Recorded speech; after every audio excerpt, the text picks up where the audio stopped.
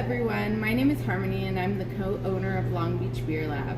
Today I wanted to talk to you about our bread starter kits.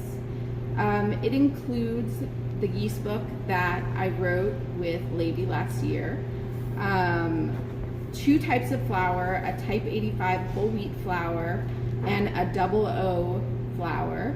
Today our focus is not going to be the flours but the starter. So it includes our house starter and it includes salt. The only other thing that you need to make bread is water, and hopefully you have that at home. So today we'll talk about the starter. Our starter is really special because I started this here in Long Beach with the help of local fruit from my mother-in-law's backyard. It is not too difficult to do your own starter, but for those who kind of want a faster result, that's why we're offering these starters. This is Ima. Ima means mother in Hebrew. Ima is our house starter that we use to make all of our bread here at Long Beach Beer Lab. I started Ima with grapes from my mother-in-law's backyard. Grapes on the skins have a natural film of yeast.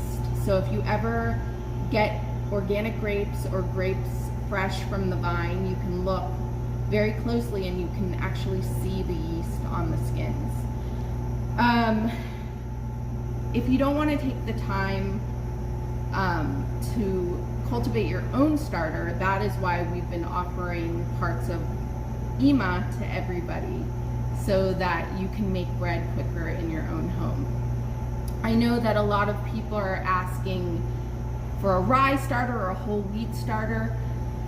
Every starter can be turned into the starter that you want, because every time we feed a starter, we only take a small amount of it, and then you are able to feed it with any flour that you want. And over time, it's not Ima anymore, it will become your house culture. So I would like to show you a little bit how the same seed can take a couple different forms.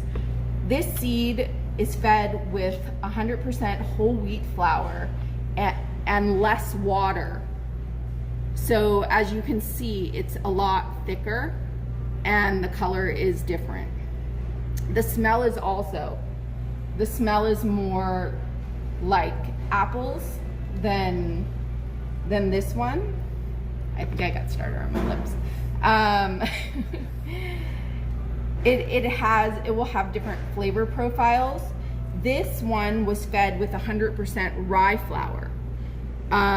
This one has a more acidic smell to it. It will give you sourdough that's a lot more sour than if you feed it with a double O or a bread flour.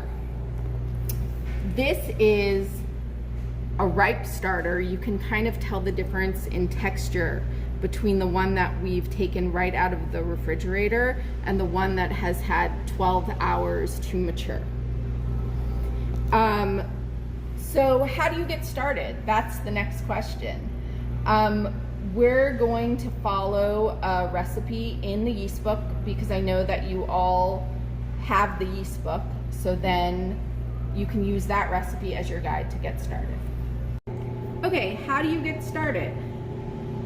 If you want to turn to page 105 in the yeast book, there's a recipe for our sourdough beer bread. Of course, we make a much bigger quantity of this recipe.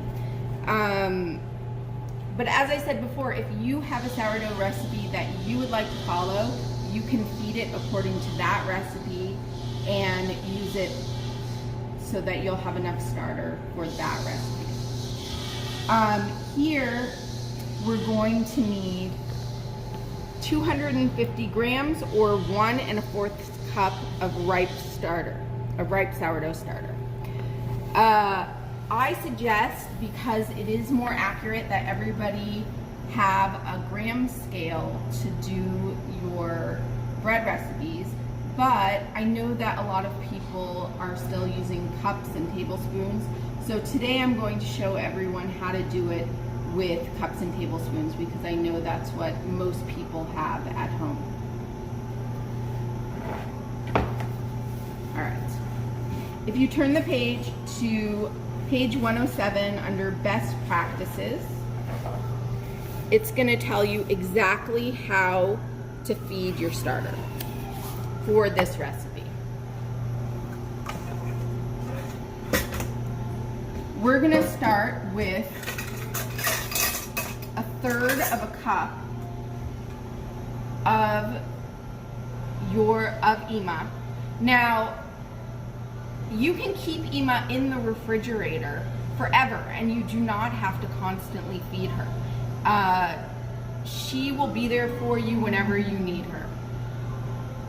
If you want to make her bigger, then you would feed her more. If you want to make her smaller, then you can discard part of her and keep just a tablespoon in your refrigerator so that it doesn't take up a lot of space.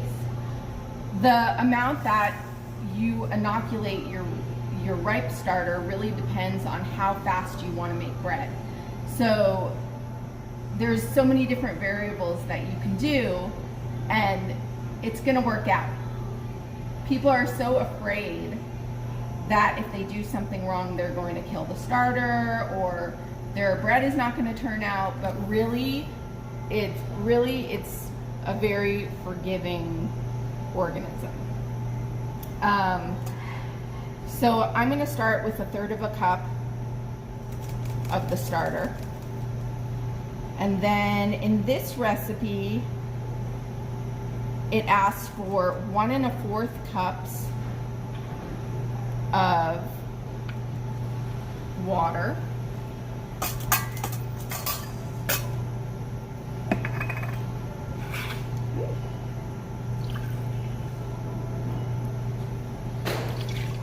It also has the gram measurements in case you do have a scale at home. There's many different techniques. Some people like to mix the flour first. Some people like to put the seed in later. I like to mix the water and the starter first so that it's fully incorporated.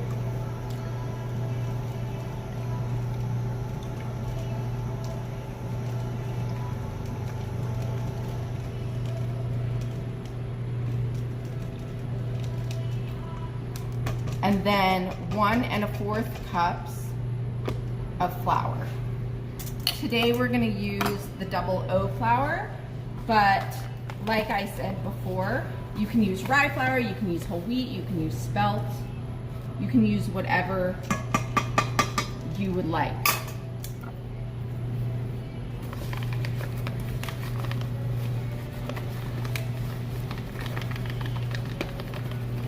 Now, as you can see, measuring out a cup, not everybody is going to measure out a cup the same exact way, and that's why getting a scale is a lot more accurate.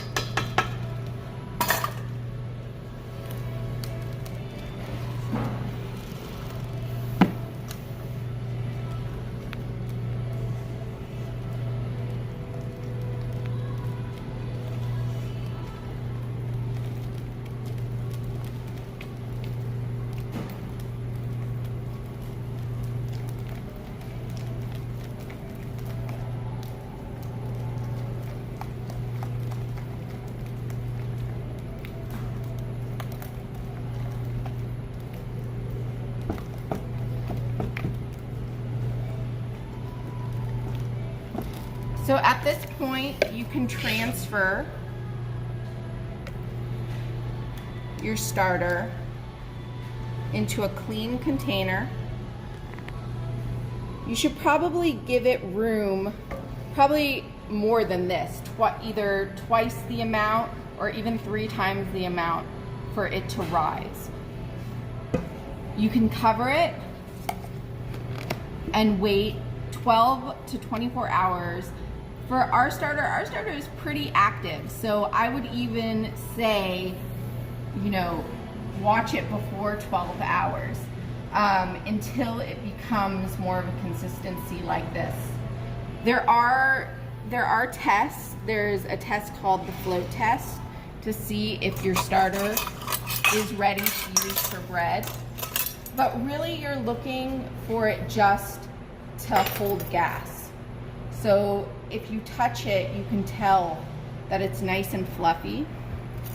Some people like to put a little bit of it in water to see if it floats. Nice and light and airy, and that's how you would know that it's ready to start making your dough for bread.